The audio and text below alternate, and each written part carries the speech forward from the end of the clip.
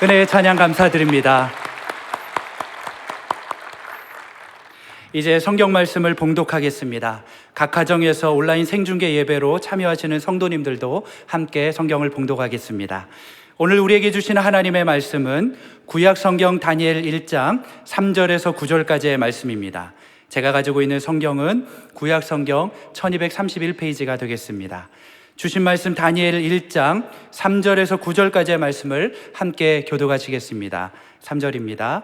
왕이 황관장 아스부나스에게 말하여 이스라엘 자손 중에서 왕족과 귀족 몇 사람 곧 흠이 없고 용모가 아름다우며 모든 지혜를 통달하며 지식에 통달하며 학문에 익숙하여 왕궁에 설만한 소년을 데려오게 하였고 그들에게 갈대아 사람의 학문과 언어를 가르치게 하였고 또 왕이 지정하여 그들에게 왕의 음식과 그가 마시는 포도주에서 날마다 쓸 것을 주어 3년을 기르게 하였으니 그 후에 그들은 왕 앞에 서게 될 것이더라. 그들 가운데는 유다 자손 곧 다니엘과 하나냐와 미사엘과 아사랴가 있었더니 환관장이 그들의 이름을 고쳐 다니엘은 벨드사살이라 하고 하나냐는 사드락이라 하고 미사엘은 메삭이라 하고 아사랴는 아벳느고라 하였더라. 다니엘은 뜻을 정하여 왕의 음식과 그가 마시는 포도주로 자기를 더럽히지 아니하리라 하고 자기를 더럽히지 아니하도록 환관장에게 구하니 9절 함께 읽겠습니다. 하나님이 다니엘로 하여금 환관장에게 은혜와 긍휼을 얻게 하신지라. 아멘. 오늘은 제가 여러분들과 함께 신앙인의 정체성, 그리고 그리스도인다움, 그리스도인의 품격, 그리스도인의 기품에 대해서 좀 말씀을 드리겠습니다. 그래서 오늘 이 말씀을 통한 신앙의 정체성을 회복하고 그리스도인의 품격과 기품과 그리스도인다움을 확보함으로 말미암아 우리 주위에 있는 많은 것들을 정리할 수 있는 능력을 주시기를 바랍니다. 오늘 본문은 다니엘서이고 다니엘이 주인공이에요. 흔히들 다니엘서는 예언서라고 그러는데 좀 깊이 들어가면 다니엘서는 신학과 예언이 만나는 장소다 그래요. 제가 처음에 조금 어려운 얘기를 합니다. 흔히들 우리가 예언이라고 그러면 앞으로 뭐가 일어날까 뭐 이런 얘기를 하는데 왜 예언을 합니까? 흔들리는 인생 가운데, 어려운 상황 가운데 예언이란 것은 신앙이 흔들리는 사람들, 특히 박해받고 핍박받는 소외자들에게 믿음으로 굳게 설 수 있도록 붙잡아주는 역할을 하는 것이 예언이다. 그래서 이 예언서를 통해 신앙 중심 좀 제대로 잡으라. 또 하나는 다니엘서는 신학이 만난다고 그랬는데 다니엘서 신학의 강조점은 여호와 하나님의 절대적인 주권이에요. 제국과 시대와 황제들을 통치하시는 전능하신 하나님의 신비한 영광에 눈을 뜨라. 이 다니엘서 주제예요. 잘못된 자유주의 신학자들 가운데서는 다니엘을 폄하하는 그런 사람도 있지만 영적인 눈이 안 열린 사람은 무슨 말을 못하겠어요. 영적으로 눈이 열리지 않으면, 하나님의 신비한 영광에 눈이 열리지 않으면 무슨 얘기를 못하겠어요. 그런데 예수님은 이 다니엘의 이 예언과 신학에 대해서 예수님의 도장을 꽉 찍어버리셨어요. 다 함께 마태복음 24장 15절을 또박또박 같이 보겠습니다. 같이 보죠. 그러므로 너희가 선지자 다니엘이 말한 바 멸망에 가정한 것이 거룩한 곳에 선 것을 보거든 뭐예요? 읽는 자는 깨달을진저. 다니엘이 진짜가 아니가 이렇게 자유주의 신학자들은 이렇게 폄하하는 사람들이 있는데 예수님이 선지자 다니엘에 대한 도장을 확 찍어주셨어요. 할렐루야.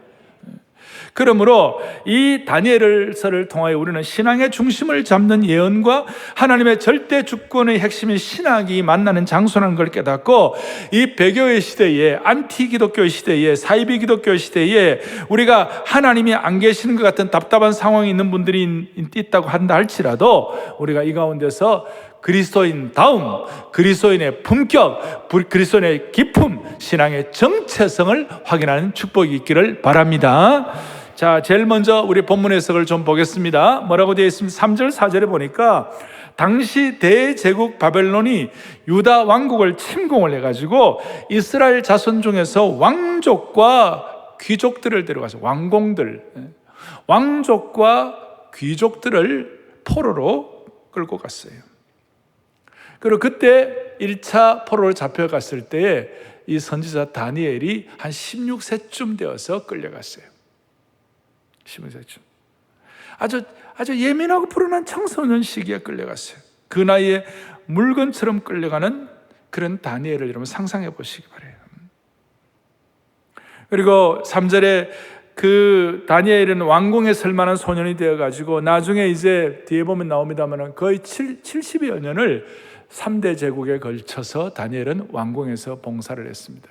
많은 성경학자들은 왕궁에서 70년을 있기 위해서는 다니엘은 아마 어릴 때 거세를 당했을 것이다, 환관이 되었을 것이다, 그런 해석을 하는 분이 있는데 저는 그에 대해서 인정을 하는 것이, 다니엘이 잡혀간 그곳에서 왕궁이지만 평생 섬겨야 할 제국의 왕들은, 느부갓네살 같은 왕들은 아주 잔인한 왕이었고, 거기에는 부모도 가족도 아내도 없이, 그래서 혼자서 다니엘은 평생을 섬겨야 되었었어요. 그러니까 인간적으로 보면 눈물이 날 수밖에 없는 상황이에요. 조국의 멸망과 함께 산산조각이 난 청소년의 꿈이 산산조각이 나버렸어요. 하루 종일 눈물이 음식이 되는 비참한 처지였어요. 무슨 노력을 해도 가능성이 보이지 않는 상황이었죠. 다니엘이 겪었던 가장 큰 고통 중에 하나는 제가 볼 때는 외로움이라고 생각해요. 아무도 없는 거예요. 90세가 될 때까지 그는 혼자 살았어요. 우리처럼 무슨 교회도 없고 가족도 없고 조국도 없고 생중계 예배도 없고 제대로 된 성경, 우리처럼 66권 정경도 없고 기가 막힌 바벨론적 환경이었어요. 그래서 오늘 첫 번째로 생각할 것은 뭐냐면 예수 잘 믿고 구원받은 하나님의 백성에게도 바벨론적 상황이 있다는 것이, 예수 믿고 구원받은 성도들에게도 바벨론이 있다는 것이, 성경에서 말하는 바벨론은 인간이 만든 우상을 즐기고 하나님을 대적하며 인간의 교만과 탐욕으로 가득 찬 곳이라고 말할 수 있습니다. 여기는 사람들을 공포와 불안을 갖게 하고 황폐하게 하는 곳이라고 말할 수 있습니다. 이것은 성경에만 그치는 것이 아니라 오늘 저와 여러분의 삶의 현장도 이런 바벨론이 있을 수가 있어요. 우리의 바벨론은 다니엘처럼 쫓겨난 장소가 될 수도 있고 왕따 당하는 장소가 될 수도 있고, 직장에서도 예수 믿는다 그러면 왕따 당하는 그런 사람들이 있다면 그것이 바벨론이 될 수가 있고, 외로움의 장소가 될 수 있고, 눈물이 뚝뚝 떨어지는 장소가 될 수도 있습니다. 직장 상사가 부정부패하는 장소, 사기치고 타협하는 그 장소가 오염된 그곳이 오늘날 바벨론이 될 수가 있는 거예요. 그러니까 오늘 제가 거기에 써놓았죠. 뭐라고 써놓았습니까? 우리가 신앙을 지키기 위하여 애를 쓰는데 우리 신앙 지키지 못하도록 세속화된 상황, 공격당하는 장소가 바벨론이 될 수가 있다는 것이.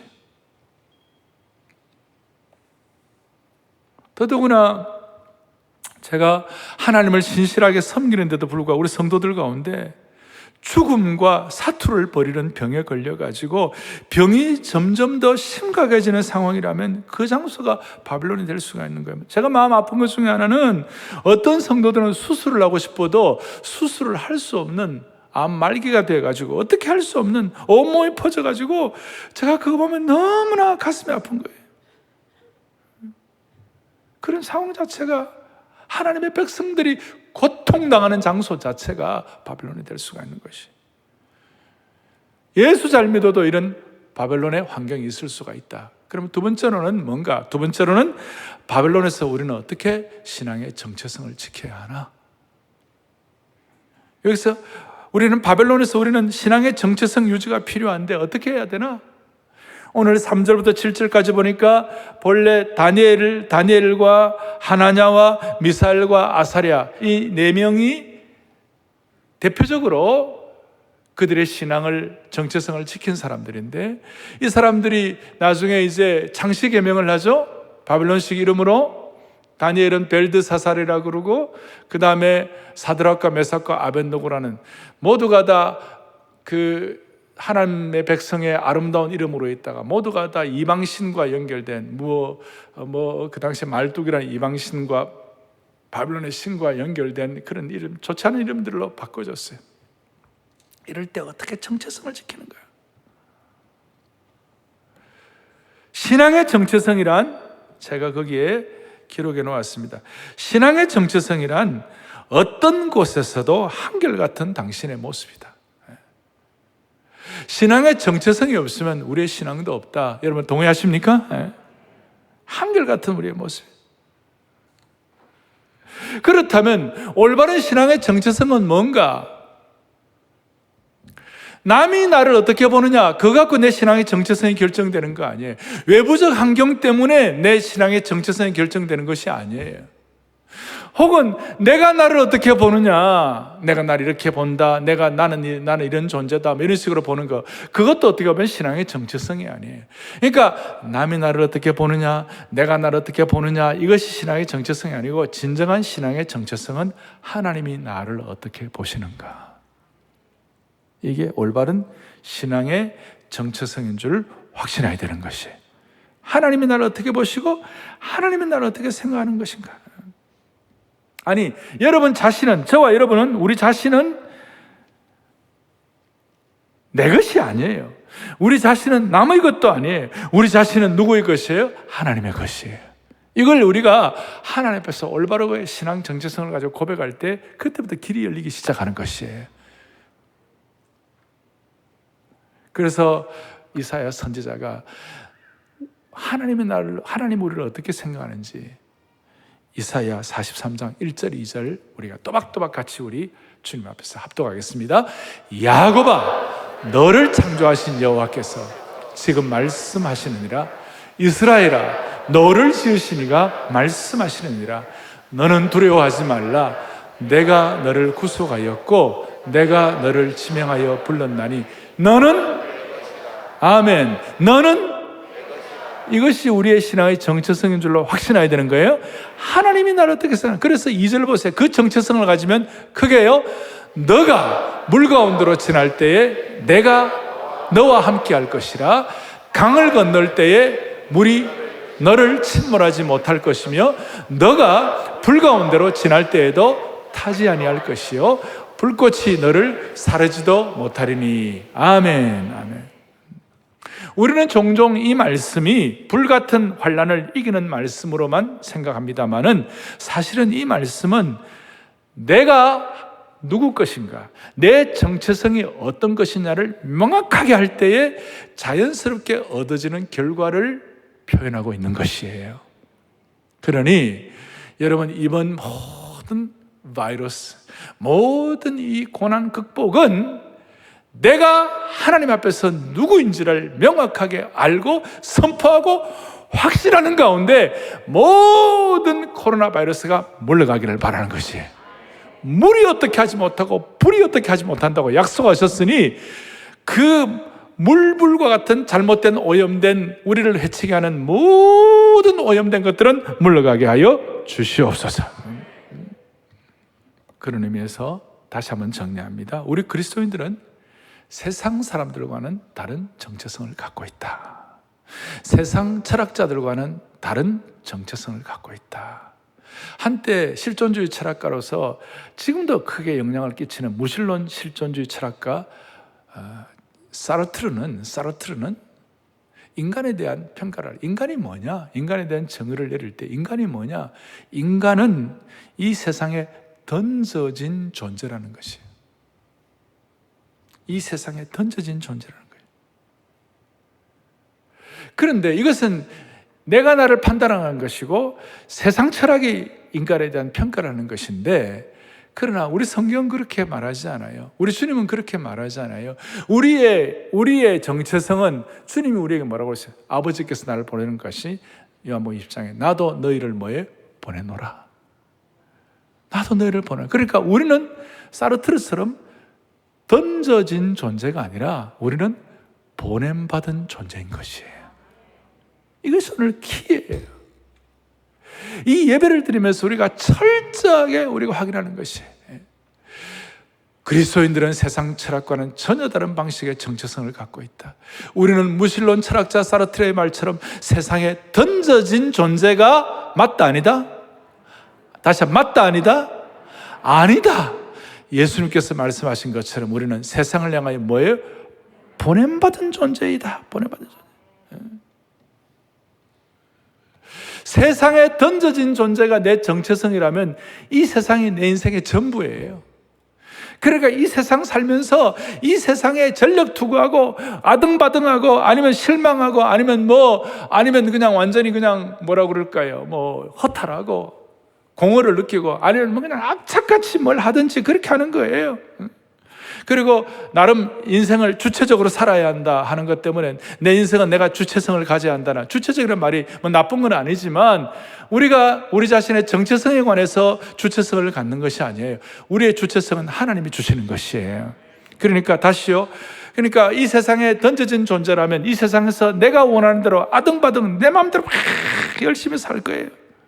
그러나 우리는 하나님의 대사로서 세상에 보냄받은 존재이기 때문에 우리는 보냄받은 존재로서의 신앙의 기품을 가지고 신앙의 디그니티, 품격을 가지고 그리스도인의 정체성을 가지고 살아가는 줄로 믿습니다. 그래서 바울은 그런 고백하죠. 우리 중에 아무도 자기를 위하여 사는 자가 없고 자기를 위하여 죽는 자도 없다다. 세상이 내 정체성을 규정하지 못한다는 것이. 따라서 우리는 사나 죽으나 우리는 주의 것이로다. 그냥 이건 입에 발린 서비스가 아니에요. 막 속에서 끓어오르는 통절한 고백이 되어야 되는 것이에요.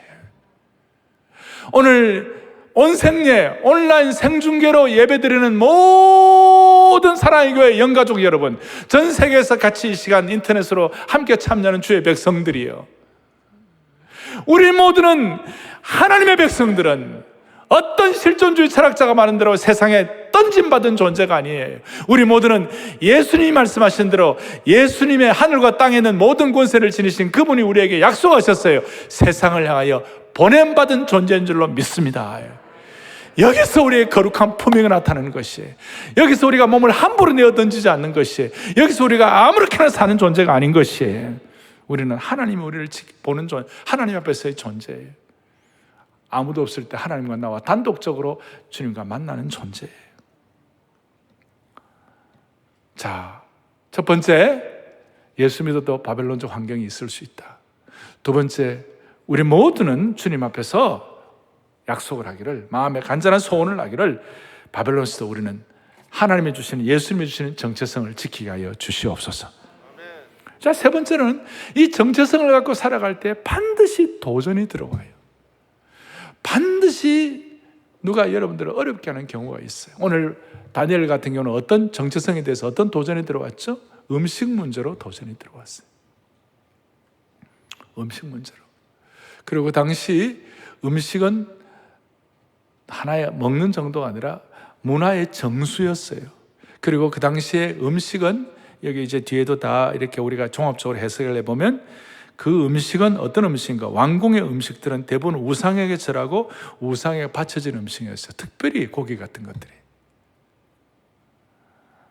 그래서 다니엘은 이 문제에 관해서 내가 이렇게 우상에게 바쳐진 음식을 다니엘도 고기 먹었지만 오늘 여기서는 이 정체성에 관한 도전이 들어왔을 때에 다니엘은 우상에게 바쳐진 음식을 가지고 내 정체성을 오염시킬 수는 없다, 이렇게 생각하고 다니엘과 세 친구는 받아들이지 아니하고 딱 자기 정체성을 지켰어요.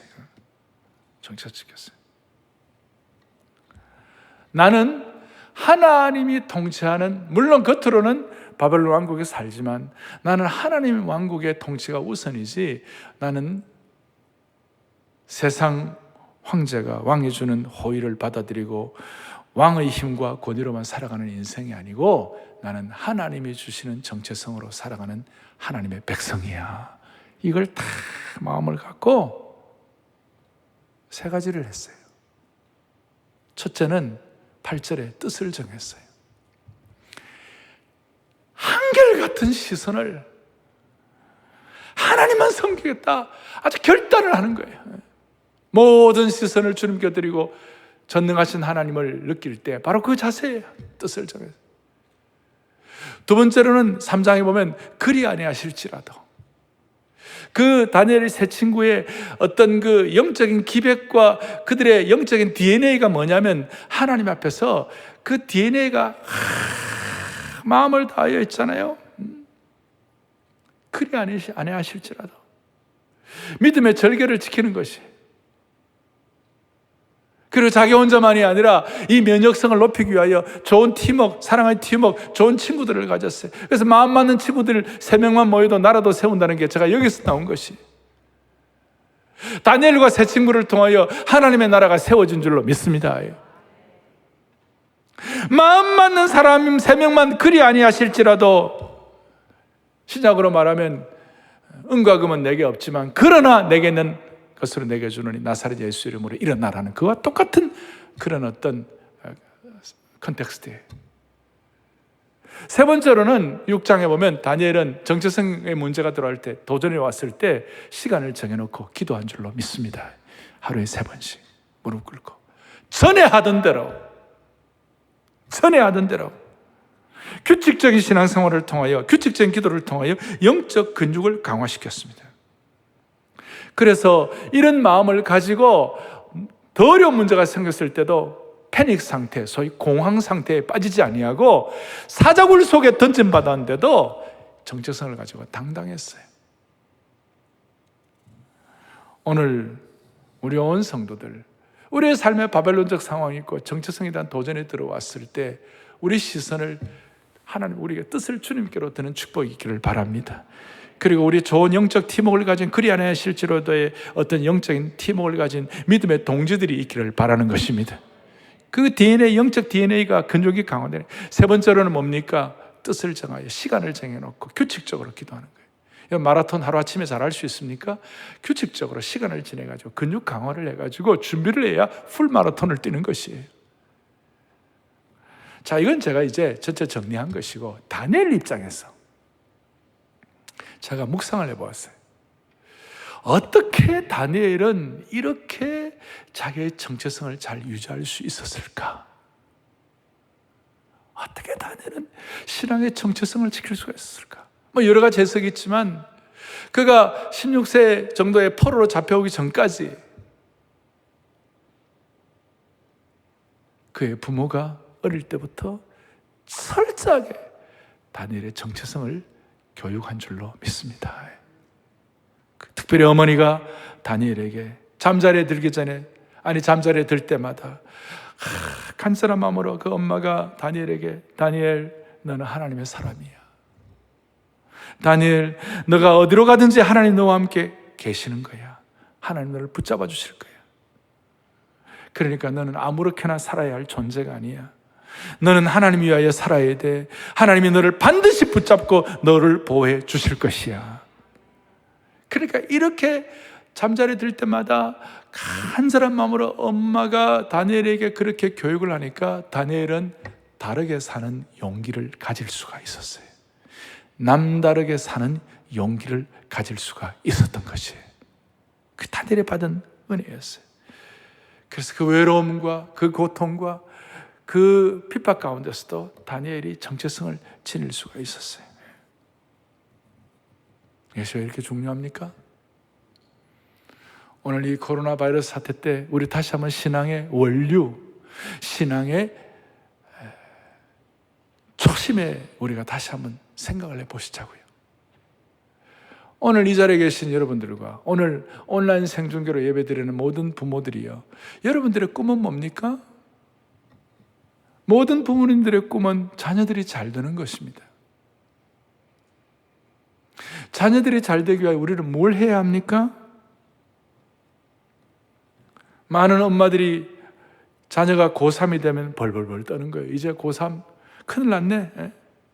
그러면서 애들 보고 뭐라고 하냐면, 얘들아, 이제 너희들은 더 이상 하나님의 자녀가 아니야. 너희들은 고3이야. 기승전 고3. 결론이 고3이에요. 그리고 그 엄마의 마음은 고3 때는 열심히 공부하고 그 다음에 다시 대학 들어가서 예수님 잘 믿기를 원하는 것이에요. 근데 하나님이 그때 뭐라, 얘들아, 부모들아, 꿈을 깨라 그러는 거예요. 고3일 때나 언제일 때나 우리 아이들은 하나님의 자녀인 것이에요. 꾸준하게 신앙을 갖고 공부할 수 있도록 그렇게 해주셔야만 되는 것이에요. 어떻게 보면 신앙의 정체성을 가지고 우리 자녀들이 하나님 앞에서 내가 누구인지를 명확하게 알고 공부하면 그 공부의 효율성은 세상 아이들 공부와는 비교가 안 될 정도로 집중력을 하나님 허락해 주시는 것이에요. 그건 다니엘서를 통하여 증명할 수가 있는 것이에요. 그래서 저는 오늘 이 메시지를 이제 마무리하는 시점에서 제가 여러분들에게 정말 강조하고 싶은 것이 있어요. 그것이 뭐냐? 우리 교회 모든 부모님들은 자녀들에게 피 묻은 생명의 복음을 전하는 특권을 놓치지 마시기를 바랍니다. 우리 자녀들이 신앙의 정체성을 확실히 가질 수 있도록 예수 그리스도의 피 묻은 복음을 가르치는 특권을 놓치지 마시기를 바라는 것입니다. 모든 부모님들은 자녀들과 1대1로 너는 복음을 알아? 너는 예수 그리스도의 피 묻은 생명의 복음을 알아? 너는 예수님이 우리 머리 위에 그리스도의 피로 값주고 피로 덮어주신 것이 무슨 뜻인지 알아? 우리는 내 의가 아니라 그리스도의 의로 구원받는 것을 너는 알아? 명확하게 우리 자녀들에게 피 묻은 생명의 복음의 능력을 전달하고 확인하는 그 특권을 부모님들이 놓치지 마시기를 바라는 것이에요. 그리고 특별히 주일학교 사역자들과 교사들 이 일을 잘할 수 있도록 여러분들은 부름받게 된 것이에요. 이 많은 우리 교회 자녀들이 말이죠. 중고등부 할 때까지는 예수님 믿다가 대학 들어가고 예수님 팔아먹고 그 신앙생활 안 하는 그런 가정, 그런 자녀들이 얼마나 많은지 몰라요. 다시 한번 주여 피 묻은 생명의 복음이 부모와 우리 교회로부터 선포되게 하여 주셔서 우리 아이들이 어떤 경우에도 흔들림 없는 거룩한 정체성을 가지고 한 생애를 걸어가게 하여 주시옵소서. 너무 중요한 것이에요. 많은 교회가, 많은 부모들이 너 이렇게 살아라, 도덕적으로 이렇게 살아, 이렇게만 얘기하지 피 묻은 생명의 복음을 말해주지 않기 때문에 도덕적으로 우리가 사는 건 한계가 있어요. 생명의 역사와 성령의 역사에 인치심을 받으면 도덕적인 문제는 자연스럽게 따라오게 되는 거예요. 할렐루야. 다니엘은 그 부모에게 어릴 때부터 너는 하나님의 사람이야. 너는 하나님의 온전한 백성이야.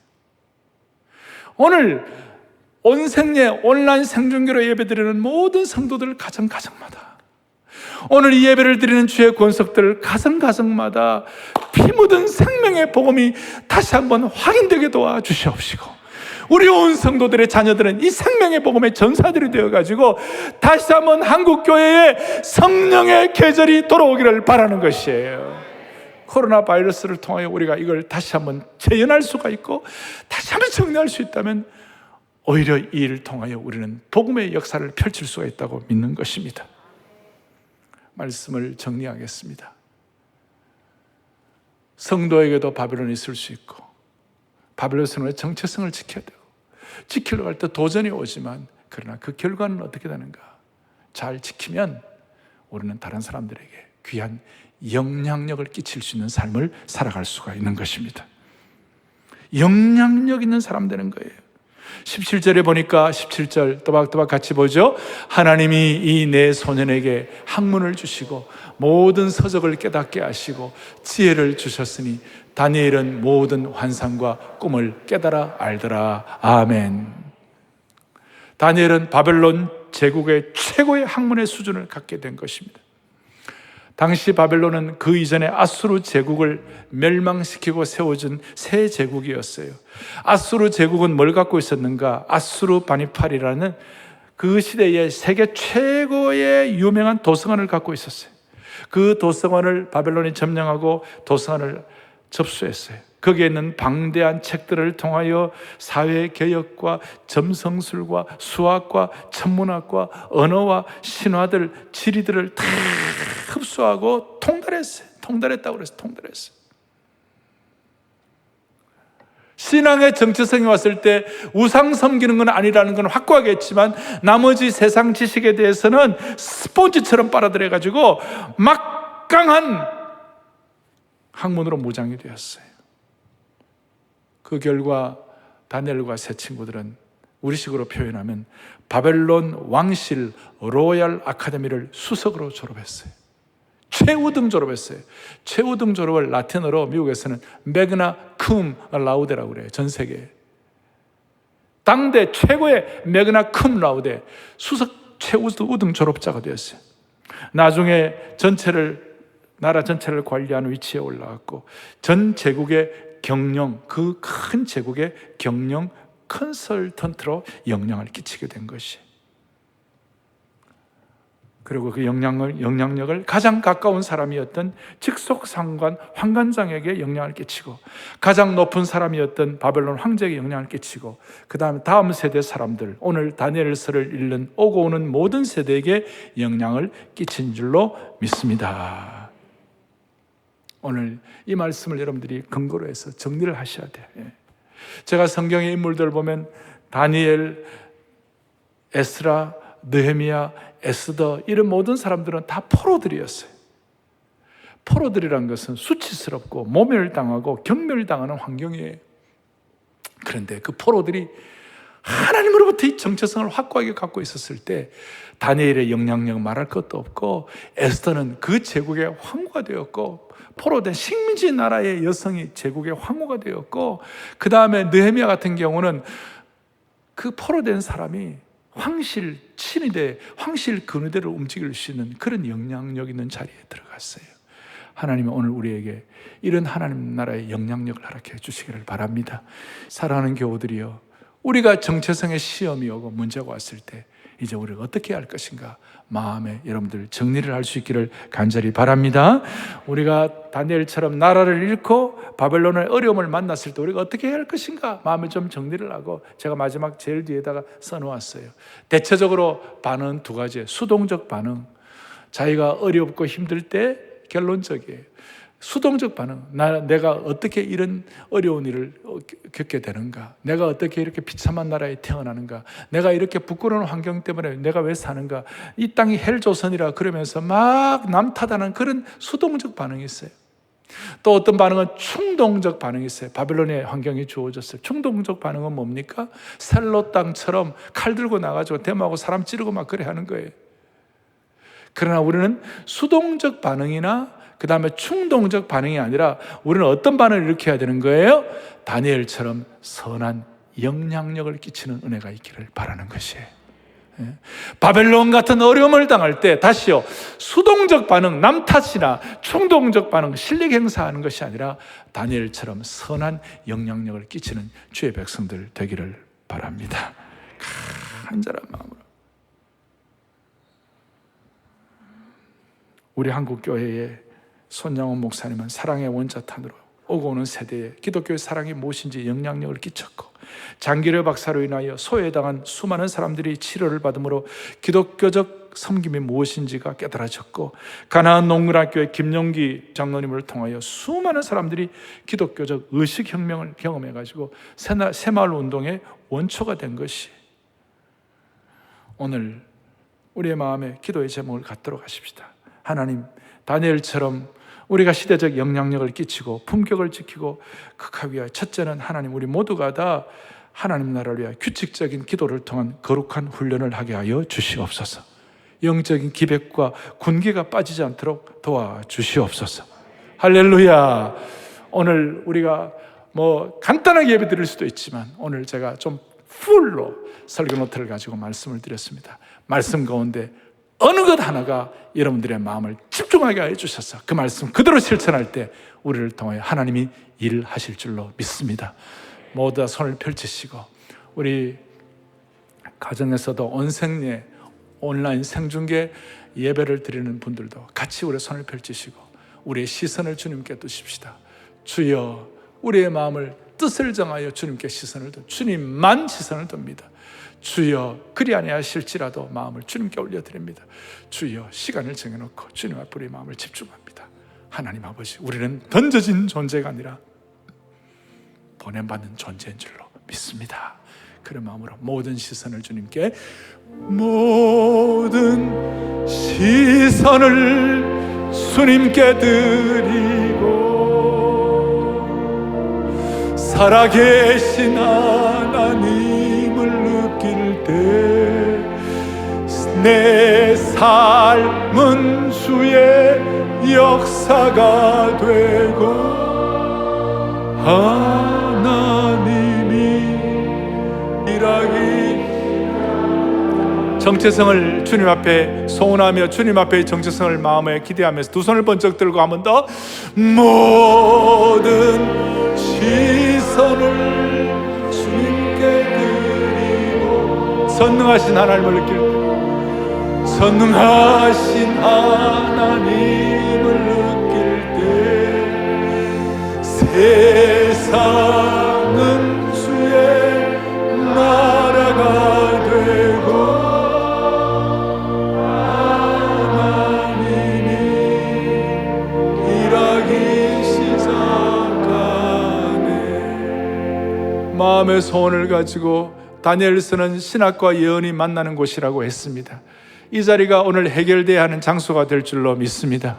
그런 마음으로 오늘 본당에 온 교우들을 대표해서 오신 여러분들 마음의 소원을 가지고 크게 집중하여 주여 정체성의 은혜를 주옵소서, 주여 정체성의 은혜를 주옵소서. 크게 두 번 외치고 오늘 말씀과 같이 기도하고, 가정마다 부모님들은 자녀들의 손을 잡고, 또 필요하면 부모님들은 자녀들을 축복하는 기도를 하고, 어깨에 머리에 손을 얹고 부모님들은 자녀들을 축복하세요. 피 묻은 생명의 복음의 전수가 일어나게 하여 주시옵소서.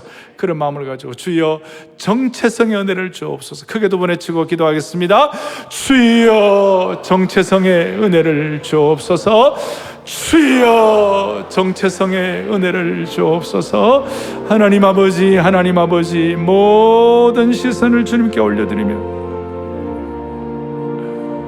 주님 앞에 기도할게요. 하나님 아버지, 하나님 아버지, 마음을 다해 기도할게요. 하나님 아버지, 하나님 아버지, 이를 통해 주님 일하시고, 아버지요, 아버지요, 주님 일하여 주시기를 원하고. 사비로우신 하나님 아버지, 전능하신 하나님 아버지, 오늘 이 다니엘의 말씀이 지금 우리에게 필요한 말씀이기 때문에 주신 줄로 확신합니다. 우리 주위에 어떤 바벨론적 상황이, 환경이 생긴다 할지라도 신앙의 정체성과 그리스도인다움, 신앙의 기품을 가지고 승리하는 주의 백성들 되게 하여 주시옵소서. 특별히 우리 자녀들, 생명의 복음, 피 묻은 그리스도의 복음을 가지고 저들을 무장시킴으로 말미암아 어떤 상황에서도 우리 자녀들 주님 배반하지 않는 충성된 하나님의 신실한 남녀 종들 되게 하여 주옵소서. 이 마음으로 모든 코로나 바이러스를 극복할 수 있도록 은혜를 베풀어 주시옵소서. 우리의 생명 되시고 소망 되시는 예수 그리스도를 받들어 간절히 기도 올리옵나이다. 아멘.